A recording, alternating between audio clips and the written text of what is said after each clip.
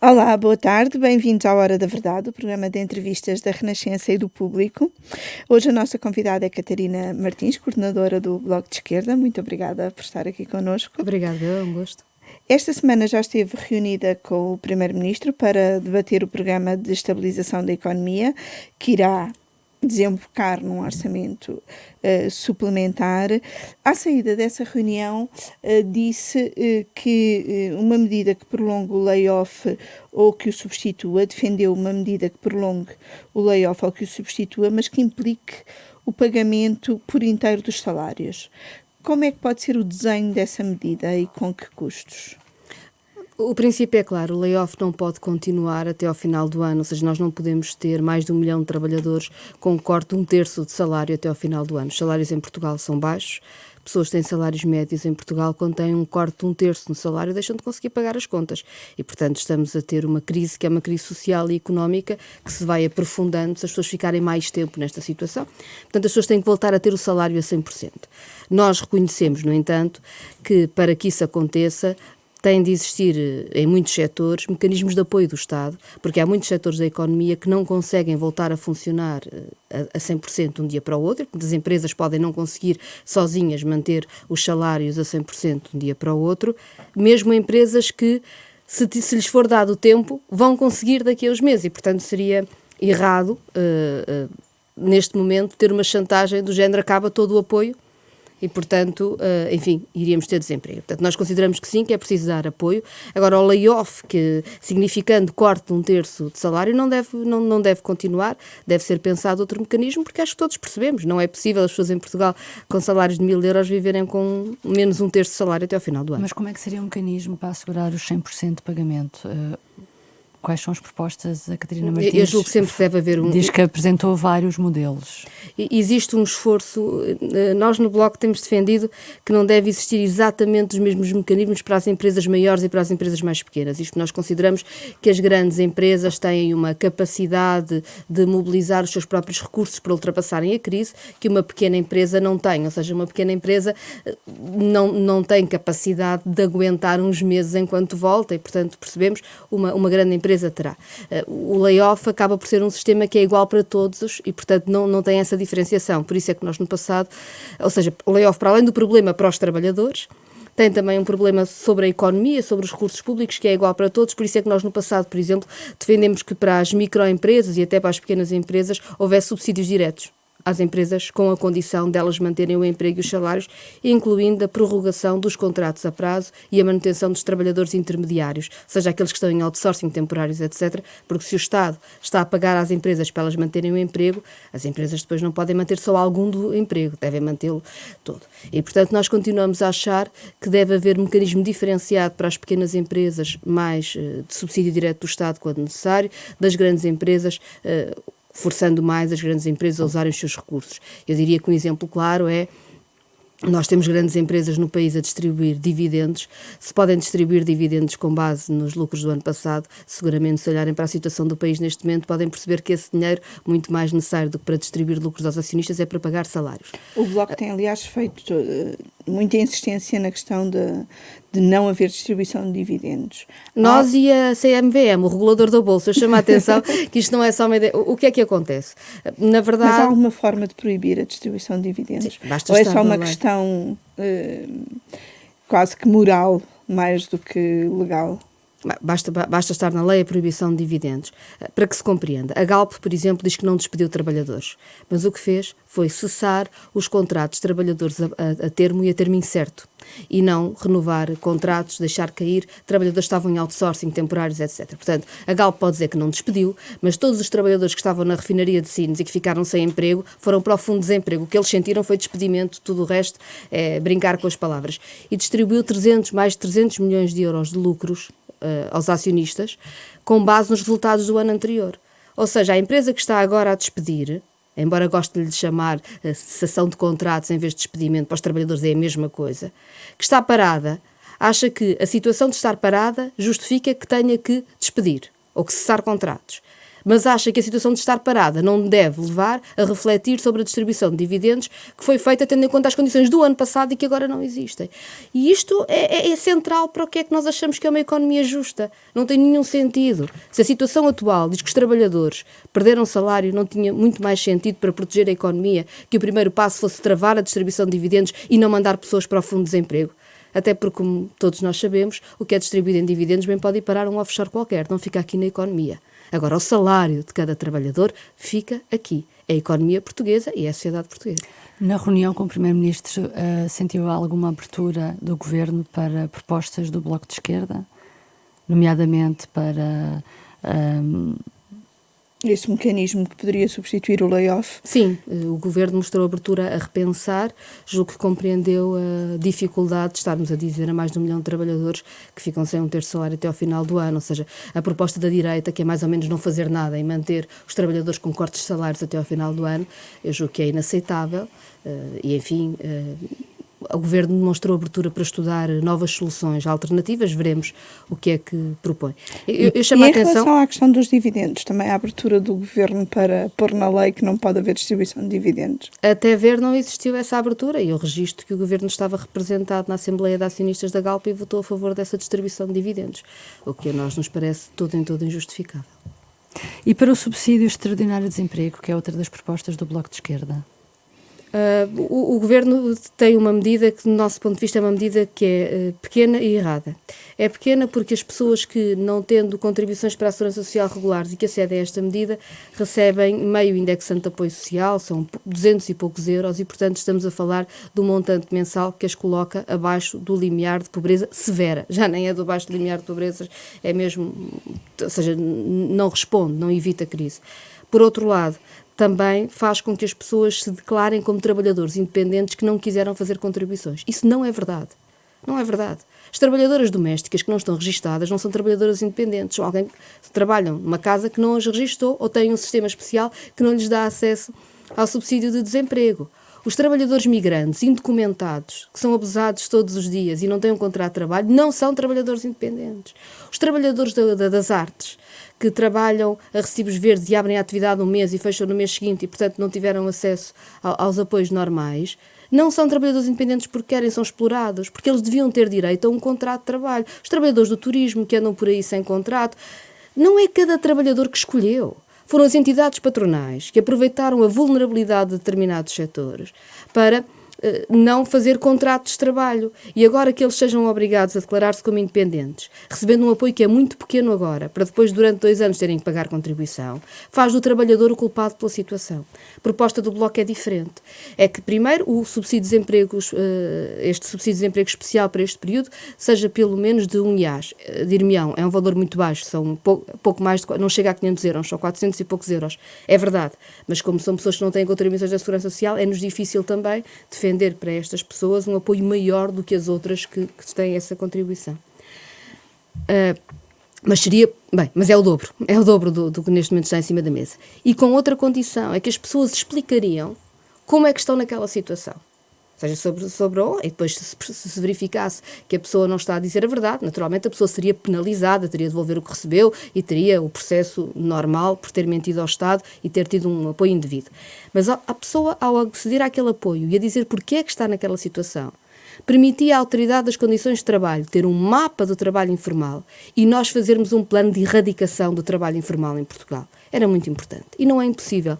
Eu lembro que nos anos 80 parecia impossível erradicar o trabalho infantil em Portugal e foi possível. Foi possível assim, fazendo este mapeamento. E o Estado vai ser chamado muito fortemente a apoiar a economia e a apoiar as pessoas. E deve fazê-lo. Não deve hesitar nesse apoio que vai ser preciso. Mas, ao fazê-lo, deve também criar os instrumentos para construir paradigmas mais saudáveis da economia e do emprego, desde logo combatendo o trabalho informal. Porque, como vimos, a precariedade é o pior dos mundos e deixa as pessoas... Uma função fiscalizadora. Ao mesmo tempo que se apoiava, ia-se refazer estas teias de ilegalidade e resolver o problema onde ele deve ser resolvido, que é na parte patronal. Não são os trabalhadores que não querem ter proteção social. Eles são a parte mais frágil da relação. A continuar assim as negociações, o Bloco de Esquerda poderá viabilizar este orçamento, a serem acolhidas as sugestões? Vamos ver, estamos a estudar. Naturalmente o Bloco de Esquerda ainda é tudo muito vago. O Bloco de Esquerda tem muita vontade de construir soluções, como sempre tivemos, e as pessoas sabem que nós somos exigentes e queremos que haja soluções para o país, e isso é importante. Eu acho que há aqui algo que deve determinar o que vai acontecer nos próximos tempos.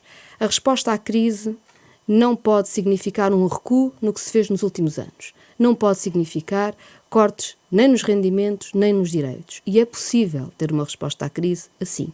E é para essa que nós estamos a trabalhar. As pessoas devem lembrar-se, quando foi da crise financeira, o que aconteceu foi cortes de salários, cortes de pensões e até no apoio social, até o subsídio de desemprego foi cortado. E aquilo que nós estamos a falar agora é de um novo paradigma. Mas o Governo tem dito que não quer fazer cortes. Mas então precisamos das medidas para que os cortes não aconteçam na vida das pessoas. Nós temos uma série de medidas de emergência social que foram criadas para este período. E são importantes. Mas a situação vai se prolongar mais tempo. Para que as famílias não caiam numa situação de impossibilidade, de uma crise social muito profunda, não basta prolongar mais tempo estas medidas. Vai ser mesmo preciso ter um novo patamar de medidas sociais e económicas para garantir, para suportar o país e as dificuldades que o país está a viver. Se uma família perde a casa agora, como é que vai reconstruir a sua vida? Se um estudante universitário agora tem que deixar a universidade, como é que vai ser o dia seguinte? Portanto, as medidas de que nós estamos a falar de apoio à economia não é simplesmente prolongar o que existe, é o novo patamar, e o novo patamar que faça isso mesmo, permitir uma resposta à crise em que não há corte nem nos rendimentos, nem nos direitos, porque a nossa economia já estava muito frágil. Mas nós esse não novo aguentamos patamar mais. exige mais dinheiro. Claro, Como é que se financia esse novo patamar? Todos nós sabemos que é preciso mais dinheiro e é bom não haver hipocrisias sobre esta matéria. Quando foi da crise financeira, apareceram milhares de milhões de euros para salvar os bancos ao longo dos anos, não é? E, portanto, aliás, os números que foram utilizados durante a crise financeira para resgatar bancos são maiores do que os números que se diz agora que serão necessários para manter os rendimentos das pessoas. E, portanto, é bom que não haja hipocrisia. Os bancos não são mais importantes do que as pessoas. Se houve dinheiro numa altura, tem de haver noutra. Só que o desafio é duplo. É não só um desafio que põe em causa o sistema financeiro, ou seja, não deixar o sistema financeiro no centro. É por isso que nós temos recusado as medidas europeias, que é cada Estado endivida-se e depois logo se vê o que é que acontece. Isso não tem sentido. Isso é deixar os mercados financeiros mandar no nosso país outra vez, e é por isso que o debate europeu também é muito importante, entre outros mecanismos. Mas há também um outro desafio para lá deste, que é que temos de ser mais rápidos. Porque na crise financeira não se atingiu o planeta todo ao mesmo tempo, digamos assim. Se quiserem, e eu sei que eu não quero parecer cruel, mas para as pessoas perceberem o desafio com que muitas famílias foram defrontadas, houve pessoas que puderam emigrar. Desta vez não há para onde ir. E não há um outro setor da economia florescente para onde ir. E, portanto, a crise é muito rápida, muito profunda e, portanto, não podemos demorar, não se pode demorar o tempo que se demorou antes a tomar decisões sobre investimento. É preciso fazer já. É preciso ter a mesma convicção a salvar as pessoas, a economia, que se teve a salvar os bancos, mas ser muito mais rápido para se chegar a toda a gente. E nesse conjunto de medidas e naquilo que tem estado em cima da mesa nestas reuniões com o Governo, há linhas vermelhas para o Bloco. A Catarina disse ainda há pouco que o Bloco quer ser parte da solução, mas para ser parte da solução calculo que haja condições essenciais. Nós nunca negociámos com a ideia de linhas vermelhas. Eu acho que essa pergunta já me foi feita, não sei, quantos orçamentos nós negociámos, todos os orçamentos, claro. Obviamente. E, portanto, vão-me desculpar, eu vou repetir um bocadinho. Nós não nos interessa estar aqui a definir linhas vermelhas, interessa-nos definir princípios de progressão. Há este princípio, a resposta à crise não pode recuar sobre os avanços que foram conseguidos nos últimos anos, não pode significar corte de rendimentos, nem corte de direitos. E a resposta à crise tem já de construir a solução que queremos para o futuro. O que é que vamos construir? Eu dou dois exemplos muito simples. Nós temos neste momento o problema do turismo e do alojamento local, por exemplo, fazer com que há muitas casas vazias e há partes das nossas cidades que estão desertas, como já devem ter reparado. Nós precisamos seguramente de apoiar os trabalhadores e o setor económico que vive do turismo. Mas não podemos premiar nenhum mecanismo de especulação que faça com que estas casas fiquem vazias à espera que a onda passe. Porque se nesse caso nós estamos a dizer que vamos continuar a ter a crise de habitação que tínhamos até agora E vamos criar um novo problema de segurança dentro das cidades que ficam desertas. E, portanto, a resposta de emergência para este setor tem de ser uma resposta estrutural também, que é colocar estas casas no mercado de arrendamento de longa duração, com preços que sejam compagináveis com os salários que são pagos em Portugal. E com isso, que a Câmara de Lisboa está a fazer? A Câmara de Lisboa está a fazer um programa de subarrendamento, que eu percebo, quando foi decidido foi antes desta crise ainda, não é? E tinha a ver com a necessidade de disponibilizar casas imediatamente, a crise de habitação é enorme, nós não duvidámos dessa urgência. Tenho algum medo que, não se refazendo os valores, a proposta da Câmara de Lisboa, ainda que possa ter, digamos assim, possa ser para responder a uma necessidade clara de dar casa já, acaba por ter o efeito secundário de aquecer um mercado que podia estar a arrefecer. Porque a Câmara de Lisboa vai estar a arrendar a preços que não eram dos depois da crise, eram os antes da crise, para depois subarrendar mais barato. E, portanto, eu julgo que este é o momento de nós repensarmos esse mecanismo. Isto para dar um exemplo sobre o que é que nós vamos fazer com o turismo, ou seja, é preciso apoiar o setor, é preciso apoiar o trabalho, é preciso não deixar cair os trabalhadores, mas não podemos também deixar que o apoio signifique manter problemas estruturais da economia portuguesa ou agravá-los, como, por exemplo, os problemas de segurança nas cidades que vão ficando desertas à medida que as pessoas também não têm casa para onde morar. Não teria sentido. Outro exemplo. Nós tivemos muita necessidade de trabalhadores para a área dos cuidados, nos lares de idosos e não só. Há 4.000 pessoas que estão em situação de desemprego e que se voluntariaram nos centros de emprego para irem apoiar estes cuidados. Mas em vez de terem um contrato de trabalho, têm uma bolsa, um bocadinho à semelhança do que eram os contratos de emprego de inserção, chamam-se programas operacionais, programas ocupacionais, chame-se-lhe o que se chamasse, não têm um contrato de trabalho e estão a trabalhar. Ora, se há pessoas que perderam o emprego e que estão disponíveis a ir para o setor dos cuidados, então o Estado deve apoiá-las sim, mas não é para as manter na situação de desemprego. É para lhes garantir o emprego de que elas precisam com um contrato de trabalho. Porque senão o que nós estamos a dizer é que a solução estrutural para as pessoas que perderam o emprego e que estão até disponíveis para ir para o setor dos cuidados é ficarem sem contratos de trabalho e é reproduzir o que foi feito de quebra de direitos, etc., no tempo da Troika. Isso não pode ser.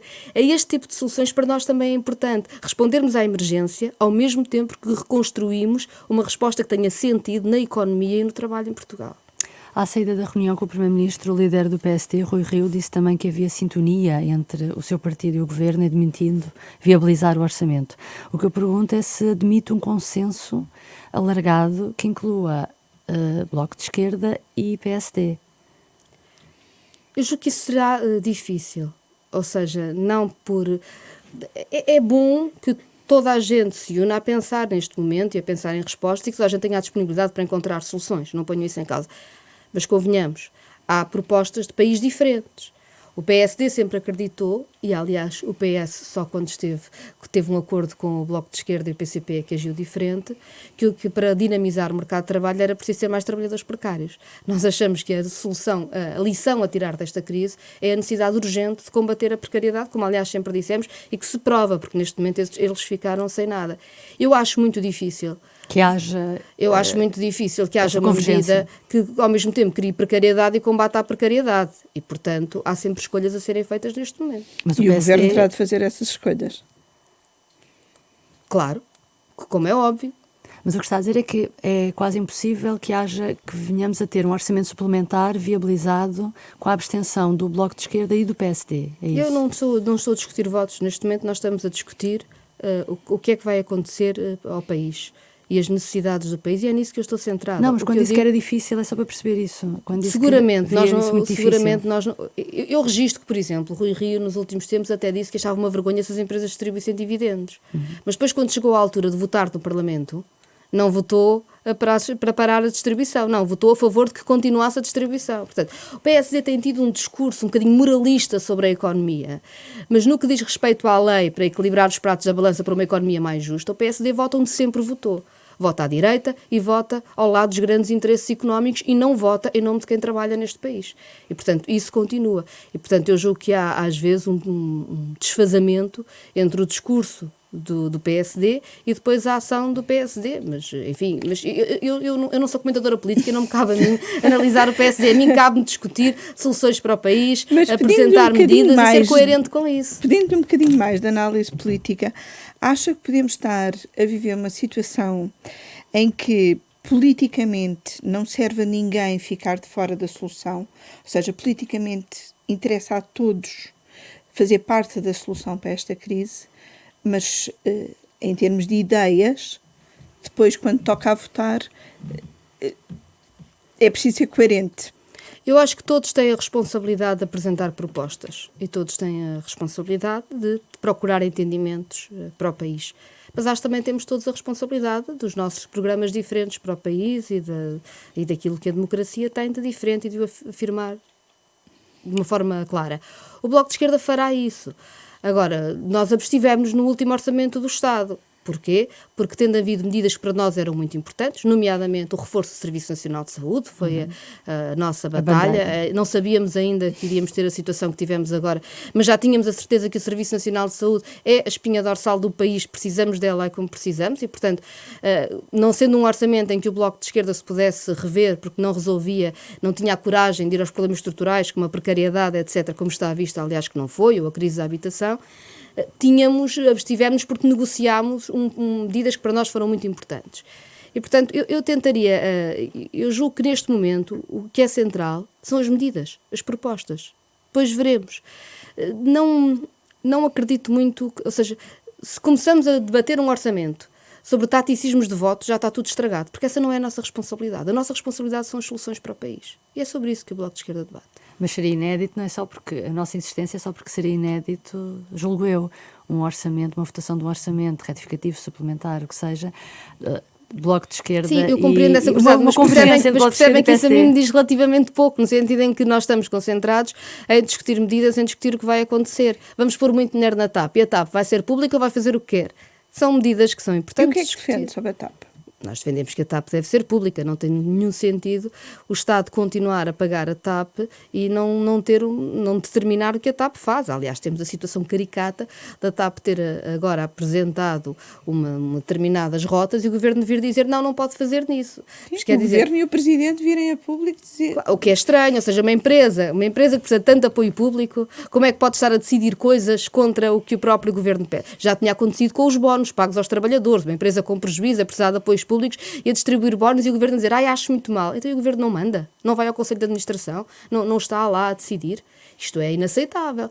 E, portanto, se nós percebemos que o país não pode ficar sem uma companhia aérea nacional, ligação às ilhas, ligação às comunidades, um pouco por todo o mundo, os interesses estratégicos e económicos próprios do país obrigam a que tenha uma companhia bandeira, como aliás todos os outros países da Europa estão a fazer, mas obrigar também que o Estado determine o que essa companhia faz. Não pode ser pagar e não mandar. Para o novo banco já basta um, não é? Portanto... Pois, mas também há já economistas que receiam que a TAP se transforme num novo banco, na medida em que será necessário colocar lá muito dinheiro sem garantias de sucesso.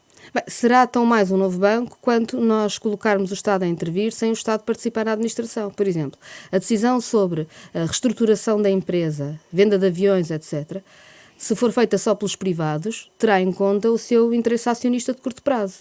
Se for feito pelo Estado, terá em conta as responsabilidades públicas que o Estado tem de ligação a determinadas comunidades portuguesas ou determinados interesses estratégicos e económicos portugueses. Essa é uma diferença. É por isso que nós achamos que o Estado deve determinar.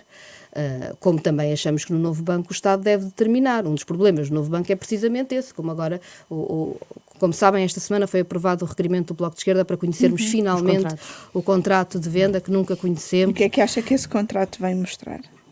Veremos, eu ouvi a TVI, mas precisamos de ver o contrato e queremos o documento. Não estou com isto a pôr em causa o trabalho jornalístico. O que digo é que a mim me cabe ver o contrato. O que parece é que o contrato formal foi feito em termos em que será muito difícil reaver qualquer dinheiro, muito embora o Primeiro-Ministro tenha falado nessa possibilidade. Como sabem, o Fundo de Resolução, é verdade, não foi criado por este Governo, foi criado por PSD-CDS. Aliás, a própria pessoa que conduziu o processo de venda do novo banco foi determinada pelo PSD-CDS, Sérgio Monteiro. Ou seja, Passos Coelho no fim de mandato mete o seu homem das privatizações todas também a tratar da privatização do novo banco. Nós achamos e dissemos sempre que o Governo devia ter parado esse processo. Nós percebemos que não foi este Governo que conduziu o processo, mas devia ter parado. Aliás, o Bloco de Esquerda apresentou o projeto no Parlamento para parar o processo. Como sabem, PSD apoiou o PS para que nada fosse parado. Aliás, é normal porque o PSD é que tinha desenhado todo o processo e eram os seus próprios dirigentes que estavam neste processo. Depois o banco foi vendido através do Fundo de Resolução e não diretamente através do Estado, o que dava a esta coisa estranha de poder haver um contrato, nunca foi ao Parlamento, nunca foi votado, ou seja, nunca se soube nada.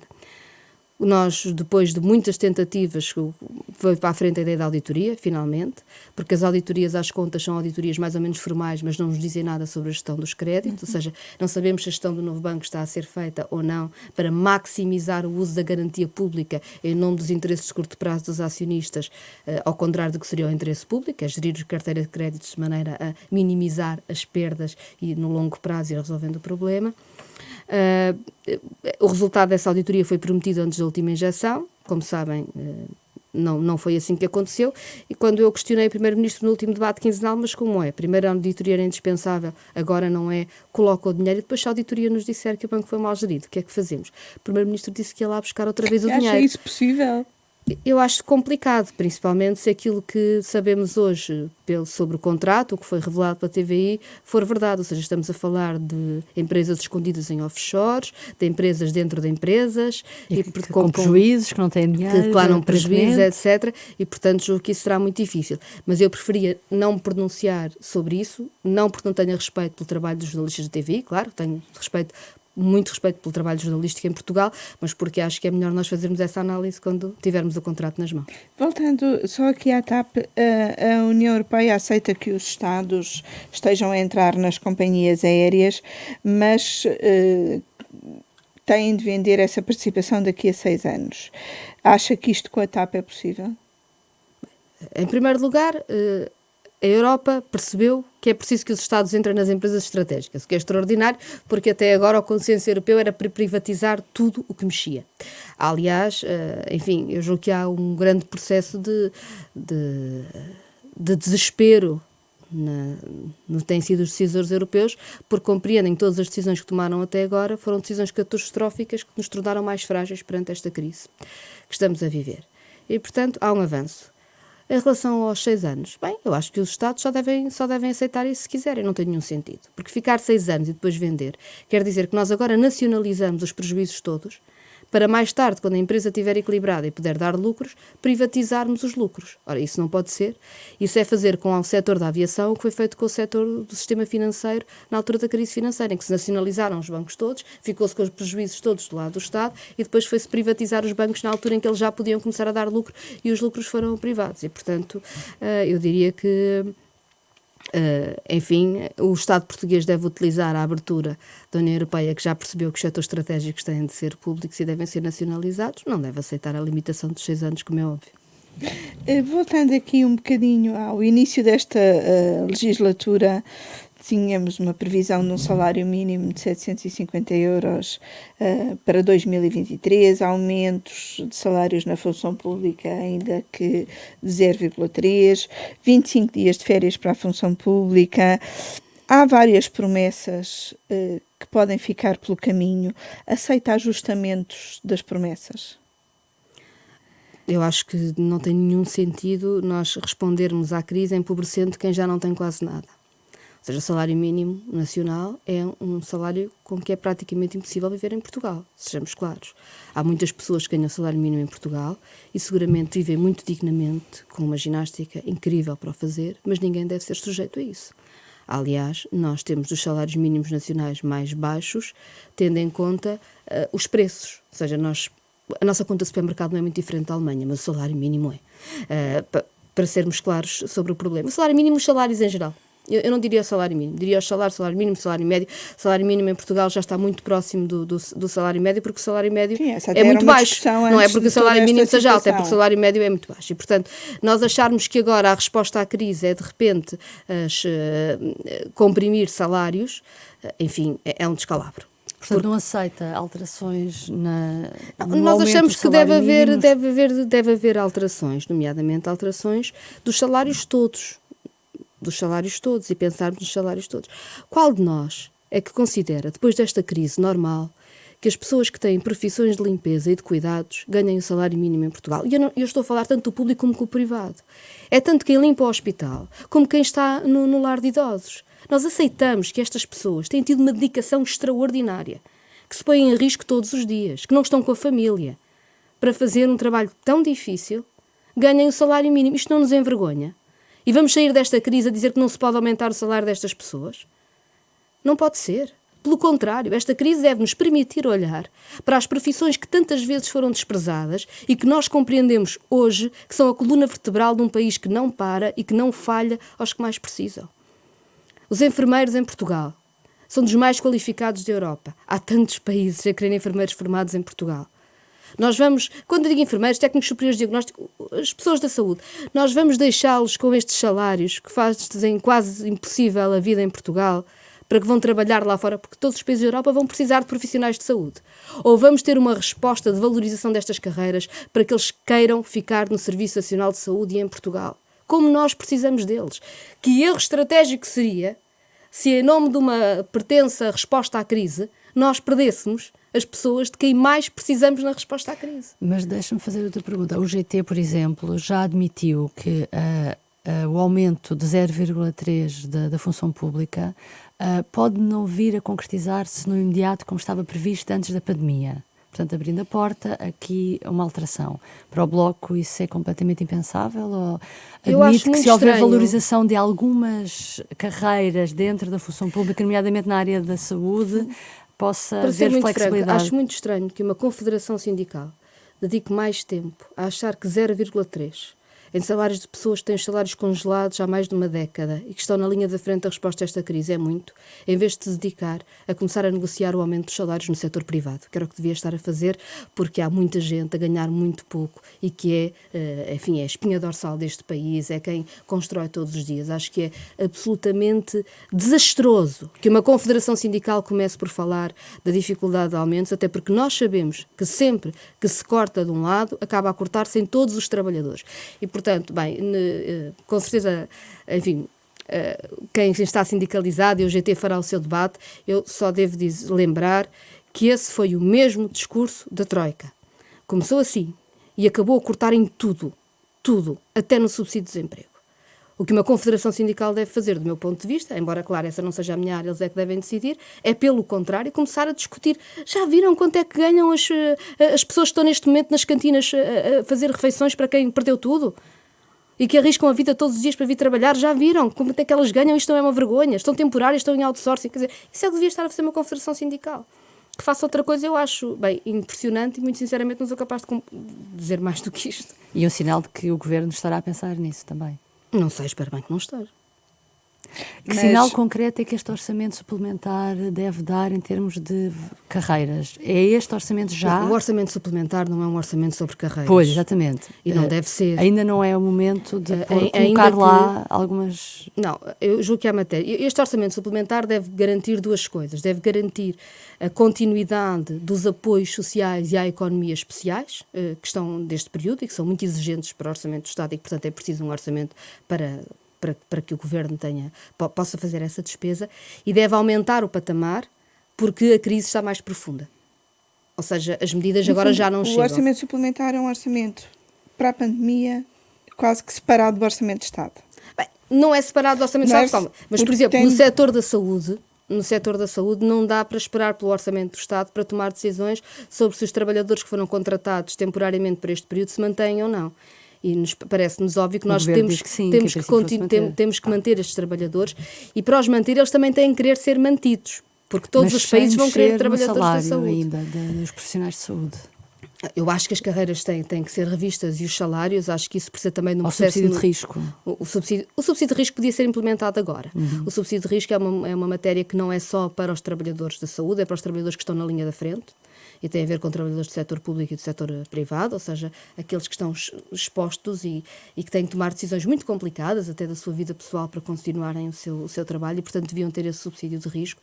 Isso pode ser feito já num orçamento suplementar. Aliás, o Bloco de Esquerda já o propôs, já podia estar em vigor. As carreiras é que precisam de uma discussão mais As carreiras devem ter uma negociação sindical, naturalmente deve-se respeitar a representação dos trabalhadores na construção das soluções. Acho que um orçamento suplementar não deve atropelar esse processo de negocial, mas também não pode não fazer nada sobre isso, ou seja, nós precisamos de segurar profissionais que são importantíssimos. Por exemplo, dar contratos de trabalho às pessoas que estão agora a reforçar o setor dos cuidados, com planos ocupacionais, o orçamento suplementar deve fazer isso já. Garantir que os trabalhadores da saúde têm um vínculo, sabem que o SNS continua a contar com eles e não começam a procurar outro sítio, pode ser feito já no orçamento suplementar, como é evidente. Mas pode tudo isto tem um reverso, que é aumento do déficit, aumento da dívida. São duas coisas com as quais o Bloco não tem problemas, continua a não ter problemas. Claro que tem. O Bloco sempre teve problemas. Nós sempre quisemos contas equilibradas. O problema está em como é que se equilibram as contas e o que é que se paga, para onde é que vai o dinheiro. Nós achamos que o problema da dívida é um problema grave e é por isso que nós fizemos, aliás, há 3 anos que já está pronto, um relatório, juntamente com o Governo e com o Partido Socialista, de uma proposta de reestruturação da dívida pública que seria perfeitamente compaginável com a situação atual na União Europeia e que o Governo nunca abriu esse debate porque não quis. E é pena, porque se tivesse feito, estávamos agora em melhores condições para respondermos à crise. Como sabe, era uma reestrutturação que não mexia no estoque, mexia nas maturidades e nos juros, tinha a ver até com a dívida institucional do nosso país e, portanto, não criaria nenhum sobressalto particular e tinha sido tão importante. Continuamos a achar que esse processo é importante, continuamos a achar que, do ponto de vista europeu, nós, aliás, apresentámos uma proposta de um fundo de recuperação que fosse financiado diretamente pelo Banco Central Europeu, sem passar pelos mercados financeiros, ou seja, sem passar para proteger os Estados, que tivesse maturidades longas, 80 anos, para permitir políticas de longo prazo para recuperar economias. Portanto, estamos preocupados com a dívida, mas fazemos propostas. Porque eu vejo muitos partidos preocupados com a dívida e depois ficam parados. E aqui está outro problema. É quando se fica parado, a dívida aumenta. Porque se há uma crise e o Estado não tem capacidade de responder à crise, e se há uma quebra profunda dos rendimentos do trabalho, uma quebra na economia, se as empresas fecham, se não há setor produtivo, então o país ficará cada vez mais pobre, as contas públicas terão um déficit cada vez maior e a dívida vai aumentar. E, portanto, preocupar com a dívida é também, neste momento, saber que é necessário investir no país, para que o país não perca a sua capacidade produtiva, que a reconstrua até de uma forma que seja mais virtuosa. Nós precisamos de mais setor produtivo, como está à vista, estamos muito dependentes do exterior. Precisamos de um setor produtivo que seja reconstruído tendo em conta as alterações climáticas, que é óbvio que na União Europeia hoje se diz que tem de ser e que, enfim, nós não podemos... Temos de fazer a nossa parte para salvarmos as nossas vidas. A crise climática continua aí, mesmo com a pandemia, continuamos a ter esse problema para resolver. E precisamos de fazer este esforço para defender o salário, a pensão, os rendimentos dos trabalhadores, porque é isso que faz a economia viver. Uma economia que não tem capacidade produtiva, onde não há rendimentos da população, é uma economia que não funciona, é um Estado que não tem receitas, e aí sim, há mais déficit, há mais dívida. Foi o que aconteceu no tempo da Troika. Eu diria, portanto, que o Bloco de Esquerda é seguramente o partido em Portugal que mais se preocupa com o déficit e com a dívida, porque temos apresentado propostas concretas para termos uma economia forte, para podermos ter um Estado sustentável e para resolvermos o problema da vulnerabilidade que temos aos mercados financeiros. Deixe-me perguntar ainda sobre a saúde. Numa das últimas conferências de imprensa, a Ministra da Saúde fez uma crítica aos privados, que fecharam as portas na altura em que mais... E fez bem a fazer a crítica. Podia ter feito um pouco mais do que a crítica. Era isso que eu queria perguntar. Acha que isso é um sinal que pode mudar alguma coisa no relacionamento do Estado com os privados neste setor? Eu registro que a Ministra da Saúde teve posições que são importantes. Como sabem, nós tivemos, aliás, um diálogo longo com a Ministra da Saúde sobre a Lei de Bases da Saúde e tenho a percepção de que a Ministra da Saúde compreende a necessidade de proteger o Serviço Nacional de Saúde. Compreende o problema de uma boa parte do orçamento da saúde, em vez de ir para o Serviço Nacional de Saúde, ir para o negócio privado da saúde. E o negócio privado da saúde, quando há uma pandemia, fecha as portas. Foi o que fez. Nós dissemos na altura, até para que o SNS não tivesse que cancelar tanto dos tratamentos programados, que se devia requisitar capacidade aos privados. Porque se requisitássemos capacidade aos privados, podíamos ter continuado a trabalhar um pouco mais ao mesmo tempo em 2 tabuleiros, ou pelo menos não demorar tanto tempo agora a recuperar o que está programado atrasado, e ao mesmo tempo o Estado não seria sugado pelos privados. Os privados neste momento estão a fazer uma chantagem enorme, que dizem, quer dizer, fecharam as portas à pandemia, não correram o risco. Não estiveram lá.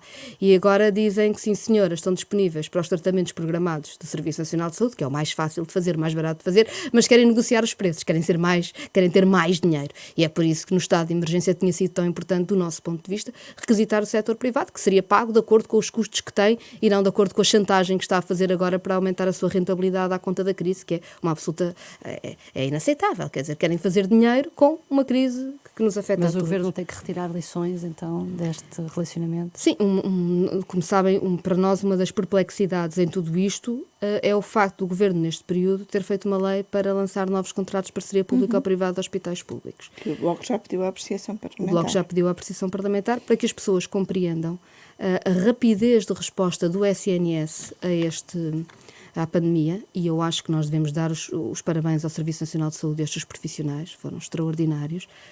Coisas correram mal, seguramente. Mas, enfim, acho que podemos orgulhar-nos das respostas que houve em todo o mundo. O SNS português é dos melhores serviços do mundo, precisa de mais meios, seguramente. Mas temos que dizer isto, e os seus profissionais são extraordinários.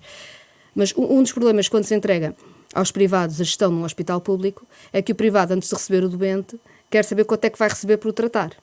E como dizia um médico do Hospital de Braga há uns tempos, se nós ainda fôssemos uma PPP, quando começou, ainda estávamos a discutir os termos contratuais, ainda não tínhamos começado a responder aos doentes de Covid. E, portanto, tendo nós aprendido esta lição, de que a resposta pública que põe a saúde primeiro e a seguir vai resolver o problema é a mais importante, é absolutamente incompreensível que o Governo agora queira recuperar a ideia da direita de entregar hospitais públicos à gestão privada. Quer dizer, nesta crise o que nos salvou foi em Portugal serem só 3. Como é que acha que foi possível, então, no meio da pandemia, o Governo querer avançar para a renovação de uma PPP? Eu julgo que, naturalmente, há investimentos que são precisos fazer para recuperar os hospitais, os poucos que estão em gestão privada ainda para o espaço público, e há interesses económicos muito poderosos neste setor. Isabel Vaz dizia, uma das responsáveis de um grande privado da saúde, dizia há uns anos, na altura BES Saúde, agora já não é BES Saúde, mas dizia há uns anos que o melhor negócio que a saúde conseguia ser o negócio mais rentável do mundo logo a seguir ao tráfico de armas, não é? E, portanto, nós não nos enganamos sobre o poder dos grupos económicos no setor privado da saúde e sobre a chantagem que devem fazer. Ainda assim, do nosso ponto de vista, a obrigação de um governo é não ceder à chantagem dos grandes interesses económicos e pôr o interesse público em primeiro lugar. Então o decreto de renovação das PPP é uma cedência à chantagem? Do nosso ponto de vista e pedimos a apreciação parlamentar. Achamos que há todas as condições para integrar no público estes hospitais, como aliás foi feito com outros anteriormente e bem. Mudando de assunto, é recorrente a proposta do Governador do Banco de Portugal ser nomeado pelo Presidente da República. O CDS já propôs isso. António Costa, quando estava na oposição, também chegou a defender isso. O Bloco de Esquerda concorda com a necessidade de se mudar as regras de nomeação do Governador e acha que agora seria uma boa altura para isso? Nós achamos que é preciso mudar as regras do Banco de Portugal, mais do que da nomeação. Eu acho que se fala muito da nomeação para não se falar dos problemas concretos. Ou seja, o problema do Banco de Portugal é que o Banco de Portugal age como uma espécie de mediador entre os banqueiros e o resto do país. Perdoa os erros dos banqueiros, faz-lhes uns avisos amigáveis, justifica o que aconteceu com o equilíbrio do sistema financeiro. Enfim, isto é um sistema que é insuportável. E, portanto, mais do que estar a discutir a forma de nomeação do Governador do Banco de Portugal ou o Governador do Banco de Portugal, eu acho que o país tem que se debruçar mesmo a sério sobre a capacidade que existe do regulador de conhecer o que se passa na banca privada e de aplicar sanções que sejam fortes e que sejam preventivas de desastres maiores, porque o Banco de Portugal só aparece quando já está tudo estragado, se me perdoem a expressão popular, não é? Ou seja, nós precisamos de uma capacidade de intervenção maior, de conhecer o que se passa e de ir travando os desmandos antes da desgraça ser total, o que não tem acontecido. Portanto, nós queremos discutir a regulação, não é a nomeação. Normalmente a direita fala da nomeação e dos nomes, porquê?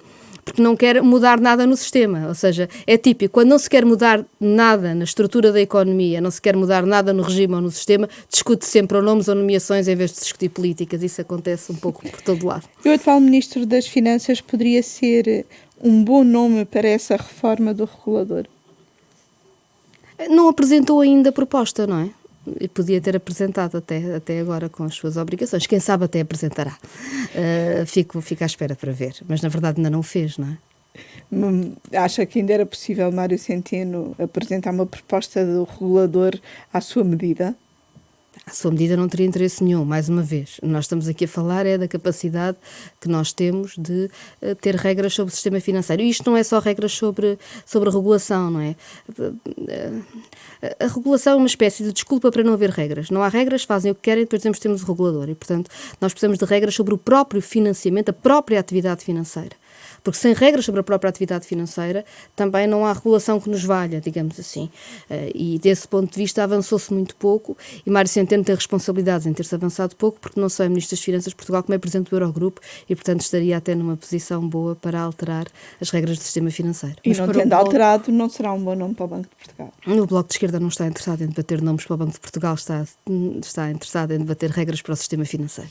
Foram 2 episódios que, no fundo, vieram aqui lançar outros temas sobre no meio da pandemia, que foi a questão Centeno e a questão presidenciais. Presumo que me vai responder que o Bloco também acha que ainda não é a altura de debater as presidenciais. E é que não é verdadeiramente a altura. Veja bem, o país não está centrado nisso. As pessoas estão com um corte de 1/3 no salário. Estão com crianças pequenas em casa e a ter que fazer teletrabalho ao mesmo tempo. Mas a democracia não está suspensa. É não está suspensa, mas 8 meses falta ainda muito tempo. E, portanto, eu compreendo que haja um enorme mal-estar no Partido Socialista e um debate sobre a posição que o Partido Socialista deve ter. Tenho um enorme respeito por esse debate.